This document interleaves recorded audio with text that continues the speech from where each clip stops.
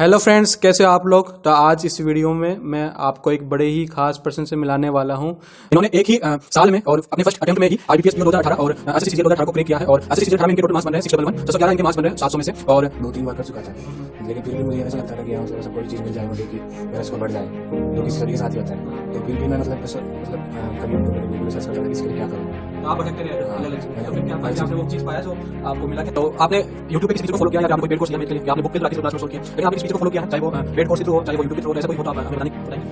मैंने specially 2 teachers को follow किया था पेड कोर्स में।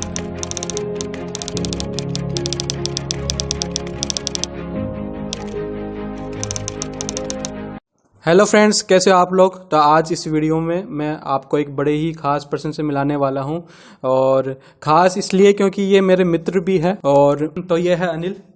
Hello everyone. तो अनिल के बारे में मैं आपको बताना चाहूँगा कि अनिल ने एक ही एग्ज़ाम की प्रिपरेशन में पहले ही अटेम्प्ट में इन्होंने दो एग्ज़ाम क्रैक किए हैं, वो भी छोटे मोटे नहीं। इन्होंने एक तो आईबीपीएस पीओ का एग्ज़ाम क्रैक किया है और ये आईबीपीएस पीओ में सिलेक्टेड है और अभी यूपी में जॉब कर रहे हैं। और साथ ही में इन्होंने एसएससी सीजीएल 18 में भी काफ़ी अच्छा स्कोर किया है, जो कि अनबिलीवेबल है। इन्होंने एक ही साल में और अपने फर्स्ट अटेम्प्ट में ही आईबीपीएस पीओ 2018 और एसएससी सीजीएल 2018 को क्रैक किया है। और एसएससी सीजीएल 18 में इनके टोटल मार्क्स बन रहे हैं 611, 611 इनके मार्क्स बन रहे हैं 700 में से। और तो आइए अनिल से हम सब कुछ जानेंगे। तो अनिल से मेरा पहला प्रश्न ये है कि आपने जैसे काफ़ी बच्चों का ये रहता है कि उनसे एक एग्ज़ाम क्रैक करना भी काफ़ी मुश्किल हो जाता है, और आपने जैसा कि आपने अपने पहले ही अटेम्प्ट में एसएससी सीजीएल और आईबीपीएस जो बड़े एग्ज़ाम हैं उनको क्रैक किया है और काफ़ी अच्छे नंबरों से आपने क्रैक किया है। तो आपने कैसे इनको मेंटेन किया? स्टार्टिंग में मेरा टारगेट ओनली एसएससी सीजीएल ही था, लेकिन जैसा कि हम जानते हैं कि 17 वाला सीजीएल 17 ने बहुत टाइम लगाया था और बहुत कोर्ट केस हुए थे। तो मुझे ये लग रहा था कि सीजीएल 18 आने में टाइम लगेगा। तो उसी टाइम ही बैंक के फॉर्म भी आ चुके थे। तो मैंने सोचा कि यदि एसएससी सीजीएल नहीं आ रहा तो हम क्या करेंगे, मतलब वेट करना पड़ेगा, तो इसलिए कोई एग्ज़ाम दे लेते हैं। तो इसलिए मैंने आईबीपीएस 2018 वाला फॉर्म भर दिया था। तो हालांकि मेरा ऐसे कुछ प्लान नहीं था कि मैं आईबीपीएस दूंगा, क्योंकि मेरा मेन टारगेट सीजीएल 18 ही था। लेकिन साथ में ये भी था कि यार मतलब आ नहीं रहा तो क्या करेंगे। तो ऐसे ऐसे करते करते टाइम निकलता गया और आईबीपीएस का एग्ज़ाम पास आ गया। और मतलब ऑलमोस्ट 1 मंथ पहले मैंने ये टारगेटेड स्टडी स्टार्ट करी कि हाँ मुझे आईबीपीएस भी देना है। लेकिन जैसा कि मैं सीजीएल की तैयारी कर रहा था तो मुझे ज़्यादा प्रॉब्लम नहीं आई उसमें, और मैंने आईबीपीएस का एग्ज़ाम दिया। तो जैसा कि अनिल बता रहे हैं, अनिल ने केवल आईबीपीएस पीओ की जो तैयारी है वो 1 महीने पहले ही की है। यानी कि यहाँ से एक बात हमें पता चल रही है कि जो सीजीएल की प्रिपरेशन कर रहा है, यदि वो अच्छी प्रिपरेशन कर रहा है तो वो आईबीपीएस का एग्ज़ाम भी साथ में क्रैक कर सकता है। जी बिल्कुल, है ना। तो उसके लिए आपने क्या क्या किया, आपने कैसे क्या क्या 1 महीने पहले आईबीपीएस के लिए पढ़ा आपने, वो बता दीजिए एक बार। मैं ऐसे नहीं बोल रहा कि आईबीपीएस ओनली 1 महीने की तैयारी से निकाला जा सकता है। लेकिन कुछ जो पोर्शन होता है जो सीजीएल और आईबीपीएस में कॉमन है, वो सेक्शन मेरा बहुत स्ट्रॉन्ग था, तो वो तो मेरा 1 महीने पहले से तैयार था। तो आप इंग्लिश मैथ के बारे में बोल रहे हो? जी। अच्छा, तो वो सेक्शन मेरा ऑलरेडी तैयार था। अब मुझे वो सेक्शन तैयार करना था जो सीजीएल में नहीं है और बैंक में आता है। जैसा कि रीजनिंग वाला सेक्शन है वो पूरा ही डिफरेंट आता है ऑलमोस्ट, तो उसमें मुझे थोड़ा बहुत काम करना पड़ा। तो वो मैंने मॉक दे के तैयारी की। और मैथ में भी जैसे डीआई आता है जो कि सीजीएल में नहीं आता, तो उस पर मुझे थोड़ा बहुत काम करना पड़ा। बाकी सेक्शन कॉमन आता है, तो मुझे वो दोनों में काम आ गया मतलब। अच्छा, तो अनिल ने 1 महीने पहले ही इन्होंने बैंक की तैयारी स्टार्ट की और इन्होंने मॉक के थ्रू ही स्टार्ट की। और आपने क्विजेज वगैरह लगाई होगी ज़्यादा? जी मैं डेली क्विज लगाता था और रोज़ का एक मॉक देता था। और उसको यानी कि आपने पूरा पेपर अटेम्प्ट नहीं किया, आपने केवल क्विजेज ही लगाई है या फिर पूरा पेपर अटेम्प्ट किया था आईबीपीएस? उस 1 महीने के दौरान तो मैंने क्विज भी लगाई है और मॉक भी दिया है। अच्छा अच्छा। तो जैसा कि लेकिन एसएससी सीजीएल में हम देखें तो करंट अफेयर्स का इतना इम्पोर्टेंस नहीं है, लेकिन बैंक में तो काफ़ी ज़्यादा इम्पोर्टेंस है। तो आपने करंट अफेयर्स के लिए क्या किया था? करंट अफेयर्स के लिए मैं स्टडी IQ एक चैनल है, शायद आप भी जानते होंगे। उसमें उस टाइम मंथली करंट अफेयर्स के नाम से वो डालते थे वीडियोस, तो मैंने वो देखे थे। और अच्छा। ग्रेड ऑफ पे एक ऐप है, उस पे क्विज आते हैं डेली, तो वो करंट अफेयर्स के लिए भी और अदर सेक्शन के लिए भी प्रैक्टिस के लिए देता था। तो मतलब आपने 1 महीने पहले IBPS की प्रिपरेशन के लिए केवल रीजनिंग और करंट अफेयर्स पे फोकस किया था, और बाकी पोर्शन जो SSC CGL वाला ही था वो आपके यूज में आया है। तो आपने इस तरह से प्रिपरेशन की है और आपका काफ़ी अच्छा स्कोर भी है। अभी आप यूनियन बैंक UP में जॉब कर रहे हो, है ना? अभी मैं यूनियन बैंक में as a probationary officer Jhansi में पोस्टेड हूँ। तो आपको कितना टाइम हो गया जॉब करते हुए? अभी ऑलमोस्ट 1.5 ईयर हो जाएगा। यानी कि आपको 1.5 साल जॉब करते हुए हो गए। तो देख रहे हो आप, अनिल का ग्रेजुएशन, आपका ग्रेजुएशन के बारे में बताएंगे, कब आपका ग्रेजुएशन हुआ था? मई 2018 में मेरा ग्रेजुएशन कंप्लीट हुआ था। तो आप देख रहे हो मई 2018 में ही अनिल का ग्रेजुएशन हुआ था, और उसी सेम ईयर में ही इन्होंने जॉब ले ली IBPS के थ्रू, और साथ ही SSC CGL के थ्रू। तो IBPS में आपने जाना कि अनिल ने कैसे प्रिपरेशन की। इनका मेन जो फोकस था वो SSC CGL पे था, और जो 1 महीने पहले जो इन्होंने प्रिपरेशन स्टार्ट की वो केवल रीजनिंग और इस पे बैंक ओरिएंटेड इन्होंने प्रिपरेशन स्टार्ट की, जिसमें रीजनिंग और करंट अफेयर्स था। तो अब हम अनिल से SSC CGL के बारे में जानेंगे कि कितने इनके मार्क्स वगैरह बन रहे हैं, प्री में कितने मार्क्स है और मेंस में कितने हैं, टोटल कितने बन रहे हैं। तो अनिल हमें बताइए कि आपके कितने मार्क्स बन रहे हैं? प्री में मेरा स्कोर है 183 पॉइंट समथिंग है। अच्छा। एंड मेंस में मैथ में स्कोर है मेरा 181, और इंग्लिश में मेरा स्कोर है 185। अच्छा, टोटल आपके कितने? ओवरऑल स्कोर है मेरा टोटल 611। 611 आपके मार्क्स बन रहे हैं।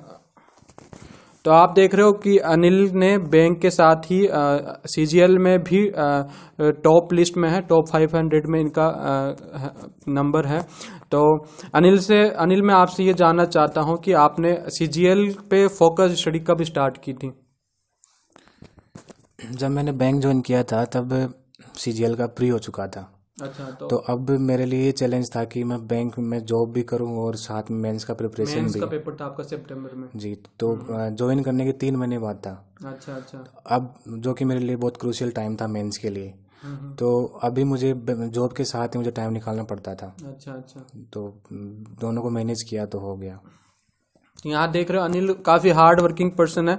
इन्होंने बैंक में जॉब करते हुए ही, इनका प्रोबेशनरी पीरियड था, उस वक्त ट्रेनिंग वगैरह चल रही थी, तो उस पीरियड में ही इन्होंने जो SSC CGL का मेंस इनका होने वाला था सितंबर में, इन्होंने जो बैंक है वो जून में ही ज्वाइन कर लिया था, और इनका सितंबर में मेंस था। और इन्होंने जॉब में से जॉब करते हुए उसमें से टाइम जो बचता था उसका अच्छे से यूटिलाइज करते हुए इन्होंने सिलेक्शन लिया है।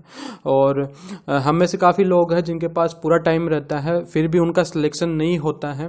तो अनिल, यही चीज़ मैं आपसे जानना चाहता हूं कि आपने कौन सा जो शॉर्ट अप्रोच आपने अपनाया जिससे कि आपका मेंस में भी इतना अच्छा स्कोर आया, और कैसे आपने फोकस किया इस एग्ज़ाम पे, कौन से मेजर सब्जेक्ट्स थे जिन पे आपने फोकस किया, आप उसके बारे में बताइए। यदि मैं बिल्कुल जीरो से बात करूं तो मैं जब से मैंने प्रिपरेशन स्टार्ट करी तो सब्जेक्ट वाइज बात करते हैं पहले।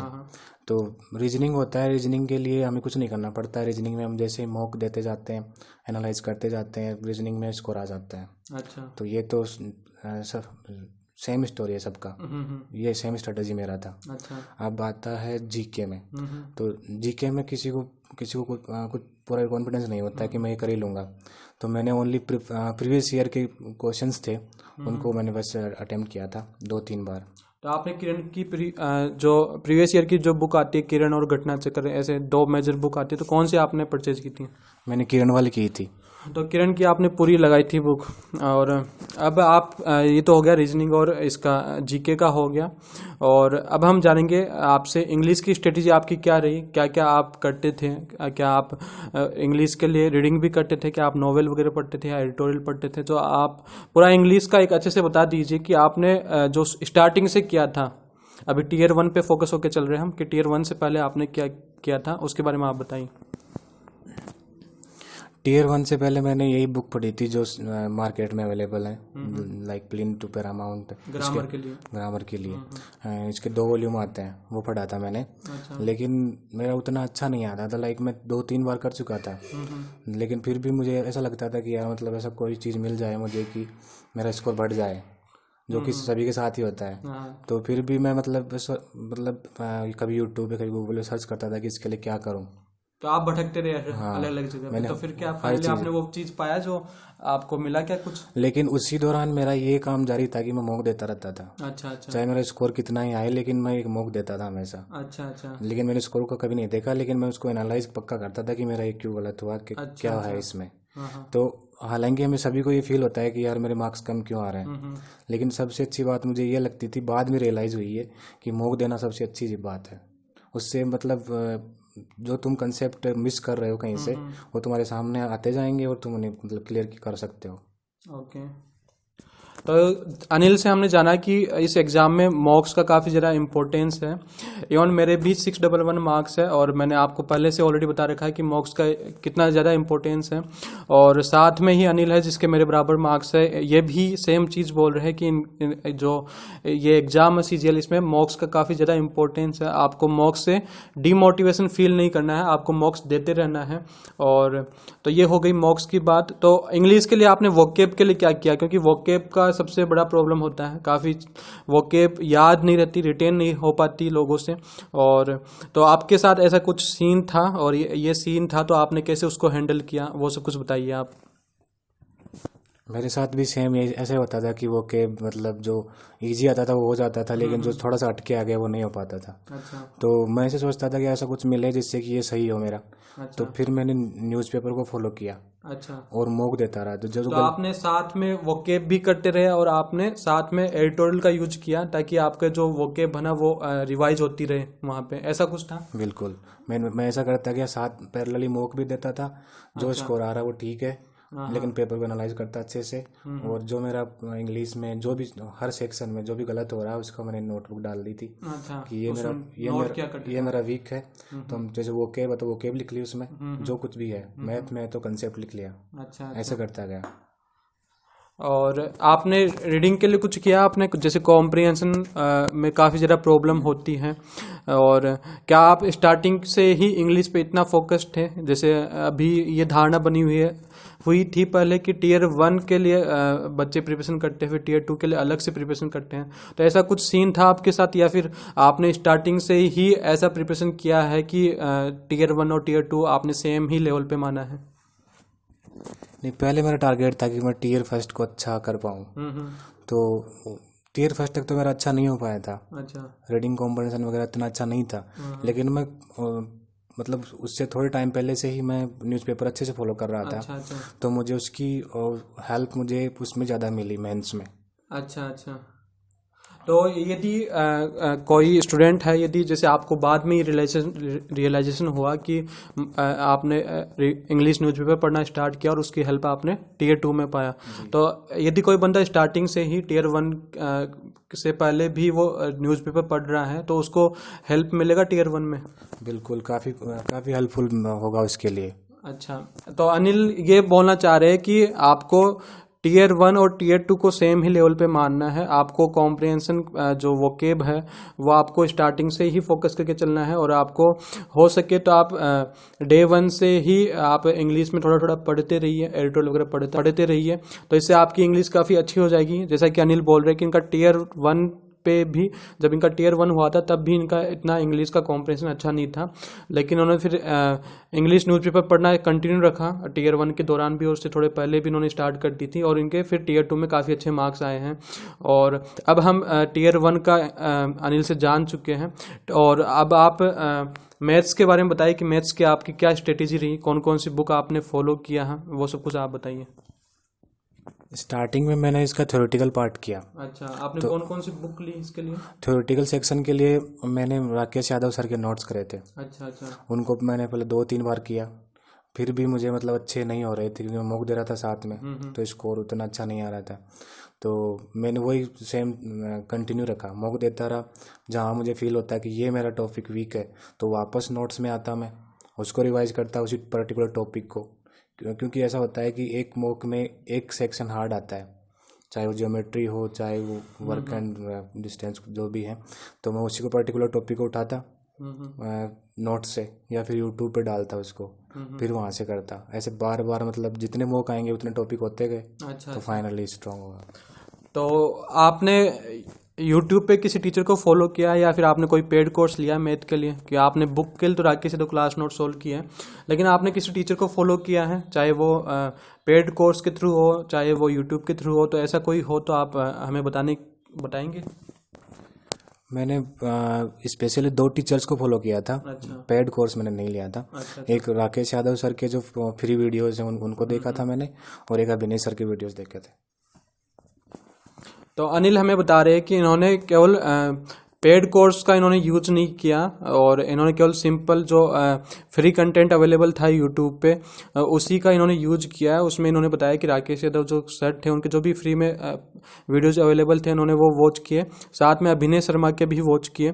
तो मैं आपको ये पूछने वाला हूँ कि अभी पेड कोर्स का काफ़ी ज़्यादा कॉन्सेप्ट फैला हुआ मार्केट में। हर किसी ने एक तो ये है कि पेड कोर्स काफ़ी सस्ते आने लग गया। इवन 2000 रुपये में आप पूरा मैथ का पूरा कोर्स आ सकता है। तो वो ये एक ट्रैप बन गया है मॉक, ये जो पेड कोर्स का। तो इसका कोई बेनिफिट है या फिर आप बिना इसके थ्रू के भी आप यूट्यूब पे जो फ्री जो कंटेंट अवेलेबल जो आप बता रहे हैं उससे भी आप टॉपर बन सकते हो, जैसे कि आपने ऐसा कर दिखाया है? जी, मुझे बिल्कुल लगता है कि जो फ्री कंटेंट है यूट्यूब पे अवेलेबल उससे हम कर सकते हैं, हमें पेड कोर्स की ज़रूरत नहीं है। लेकिन हमें ऐसा लगता है कि जो चीज़ फ्री है तो शायद वो हमारे कोई वैल्यू नहीं है, जो शायद हमारे काम आए, हमें नहीं लगता कि वो शायद काम आ जाएगी, लेकिन हम उसको बार बार रिपीट करेंगे। अच्छा। तो वो वही काम आएगी उसमें, क्योंकि ऐसे में इतने हार्ड क्वेश्चंस में नहीं पहुंचे जाते। मतलब 80 to 90 क्वेश्चन मेंस में हर कोई कर सकता है। तो इसमें अनिल ने जैसे बताया इसका कि आप बिना किसी पेड कोर्स के भी आप काफ़ी अच्छा स्कोर कर सकते हो। इवन मैंने भी कोई भी पेड कोर्स परचेज नहीं किया, बिना कोई पेड कोर्स खरीदे ही मैंने भी टॉप किया है। और अनिल ने भी वैसा ही किया है, किसी पेड कोर्स की नीड नहीं पड़ी अनिल को, क्योंकि सब कुछ फ्री में अवेलेबल था। और जो मेन चीज़ इन्होंने बताई वो था कि रिवीजन आपको अच्छे से करना है। जो भी आपने पढ़ा है उसको यदि आपको लगता है कि वो सफिशिएंट है तो आप केवल उसका रिवीजन करते रहिए और मॉक्स लगाते रहिए। और जब भी आपको कहीं दिक्कत लगे कि इस पर्टिकुलर टॉपिक में दिक्कत आ रही है तो आप सिंपली जाके उसको वो पर्टिकुलर टॉपिक खोलिए आप और उसको देखिए। केवल उस पर्टिकुलर टॉपिक को खोलना है, पूरा टॉपिक नहीं पढ़ना है। तो ऐसे करते हुए आपके कॉन्सेप्ट बिल्ड होते जाएंगे और आप काफ़ी अच्छा कर लोगे। और इसका ये मतलब नहीं है कि आपको टॉप करना है तो आपको काफ़ी जगहों से पढ़ना पड़ेगा, आप एक जगह से पढ़ के भी टॉप कर सकते हो। तो ऐसा अनिल मानते हैं और ऐसा ही मेरा मानना है। तो अब अनिल से हम जानेंगे कि अनिल ने जून में बैंक ज्वाइन कर लिया था और फिर उनके बाद में इनका जो मेन एग्ज़ाम होने वाला था, तो इन्होंने कैसे उस सिचुएशन में जो मेंस के लिए प्रिपरेशन की, क्योंकि 8 से 10 घंटे इनका ट्रेनिंग चलता होगा। तो कैसे आपने ये टाइम को सेव करते हुए, टाइम का अच्छे से यूटिलाइजेशन करते हुए आपने प्रिपरेशन की? क्योंकि हमें काफ़ी आप लोगों में से कोई जॉब कर रहे होंगे तो उनको भी ये ज़रूरत पड़ेगी कि कैसे उनको प्रिपरेशन करना चाहिए, कैसे टाइम का यूटिलाइजेशन करना चाहिए। तो आप हमें उसके बारे में कुछ बताइए। जैसे ही टियर फर्स्ट हुआ था अपना CGL का, उसके जस्ट बाद से मैंने मेंस का सीरियस प्रिपरेशन स्टार्ट कर दिया था। ओके। तो जैसे ही मैंने बैंक ज्वाइन किया उससे पहले मेरा थ्योरेटिकल सेक्शन मैंने अच्छा कर लिया था। अच्छा। मुझे नहीं लगता था कि मुझे थ्योरी दोबारा करनी पड़ेगी। अच्छा। हाँ, चाहे इंग्लिश हो या मैथ, दोनों में से किसी के भी। तो अब मेरे लिए यही था कि मुझे मॉक देना था बस। अच्छा। प्रैक्टिस में रखना था हर चीज़ को। बाकी मैंने प्रिपरेशन अच्छे से कर चुका था उससे पहले। लेकिन जैसे ही अब एग्ज़ाम में 3 महीने बाकी थे, तो जो मेरा फ्लो है उसको मेंटेन रखना था विद जॉब। तो मैं सुबह और शाम दोनों टाइम निकालता था। तो मैंने क्या किया था, मैंने 2 पेपर है अपने मेंस में, तो मैंने मैथ को सुबह रखा और इंग्लिश को इवनिंग में रखा। तो मैं सुबह 2-3 घंटे निकाल लेता था एक सब्जेक्ट के लिए और शाम को 2-3 घंटे निकाल लेता था। ऐसा मैंने 2 से ढाई महीने किया। अच्छा। और ऐसे करते करते मैं मेंस आ गया था और अच्छा स्कोर किया था मैंने उसमें। फिर तो मेंस में आपने कैसे, इंग्लिश में कितना स्कोर किया और मैथ में कितना स्कोर किया? मेरा मैथ में स्कोर था 181 और इंग्लिश में था 185। तो आप देख रहे हैं अनिल ने केवल जॉब में रहते हुए इन्होंने ये एग्ज़ाम क्रैक किया और काफ़ी अच्छे मार्क्स इन्होंने स्कोर किया है। इंग्लिश में इन्होंने 85 स्कोर किया है और मैथ में इन्होंने 181 स्कोर किया है। तो जो जॉब कर रहे हैं उनको भी इनसे मोटिवेशन लेना चाहिए। इन्होंने कैसे जो इनका जो मॉर्निंग का टाइम था और जो इवनिंग का टाइम था उसको अच्छे से यूटिलाइज किया है। तो आप भी वो लोग ये चीज़ कर सकते हैं। कुल मिला के आपको टाइम का अच्छे से यूटिलाइजेशन आप लोग करोगे तो आपको भी जॉब मिल सकती है, क्योंकि टियर 1 में देखेंगे तो काफ़ी लोगों के 200 क्रॉस भी मार्क्स आए हैं, लेकिन मुझे नहीं लगता कि टियर 2 में उनके अच्छे मार्क्स आए हैं। इन्होंने केवल मॉर्निंग और इवनिंग को अच्छे से यूटिलाइज करते हुए, मॉक्स को प्रॉपर फॉलो करते हुए, उसका अच्छे से एनालिसिस करते हुए इन्होंने ये स्कोर किया है। तो अनिल, नेक्स्ट क्वेश्चन आपसे ये है कि क्या आपने टियर 1 और टियर 2 को अलग अलग रखा है, या फिर जैसे आपने बताया पहले कि आपने टियर 1 तक आपने थ्योरेटिकल जो पार्ट था आपने अच्छे से कर लिया था जब आपका बैंक का जॉब लगा था, तो आपका थ्योरेटिकल पार्ट अच्छे से हो गया था। तो इसका मतलब ये कि आपने टियर 2 की प्रिपरेशन टियर 1 के साथ ही की है। तो आपने टियर 1 और टियर 2 को अलग अलग नहीं समझा, क्या मैं सही बोल रहा हूँ? बिल्कुल, मैंने ऐसे ही प्रिपरेशन स्टार्ट करी थी कि मुझे टियर 1 और टियर 2 अलग अलग करना पड़े। मेरा ये टारगेट था कि दोनों साथ में चले, क्योंकि यही होता है कि चाहे वो टियर 2 या टियर 1 हो, यदि मैथ आ रहा है तो वो उसी लेवल का आता है। अच्छा, क्यों नंबर ऑफ क्वेश्चंस का डिफरेंस बस है? उतना डिफरेंस होता है। तो मैं मेंस समझ के तैयारी कर रहा था कि मेरा मेंस ही है। अच्छा। लेकिन जैसे टियर 1 पास में आया तो मैंने मतलब और दो अदर सेक्शन है, रीजनिंग और जीके, इनको भी टाइम देना स्टार्ट करा था फिर। हाँ। तो ऐसे करके तो मैं तो यही कहूँगा कि आप यदि प्रिपरेशन स्टार्ट कर रहे हैं या अभी कर रहे हैं तो टियर 2 को टारगेट रख के करिए।